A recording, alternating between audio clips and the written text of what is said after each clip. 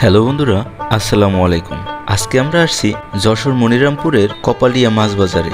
আর এই বাজারে ভবদহ বিল ও বিভিন্ন অঞ্চলের মাছ ক্রয় বিক্রয় হয়ে থাকে। অনেক ছোট মাছ থেকে শুরু করে বড় বড় মাছও এই বাজারে ক্রয় বিক্রয় হয়ে থাকেন। তবে এই বাজারে কোনো ভোক্তাগণ ক্রয় করতে আসেন না। এখানে বিভিন্ন জায়গা থেকে বড় বড় পাইকারগণ এসে মাছ ক্রয় করে থাকেন এবং সংরক্ষণ করে তা কাঙ্ক্ষিত জায়গায় নিয়ে যান তারা।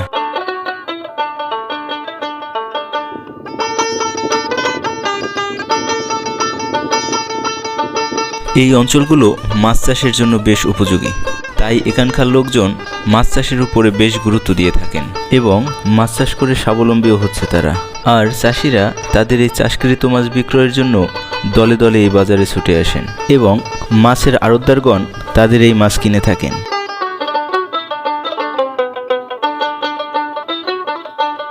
আজ এ পর্যন্তই।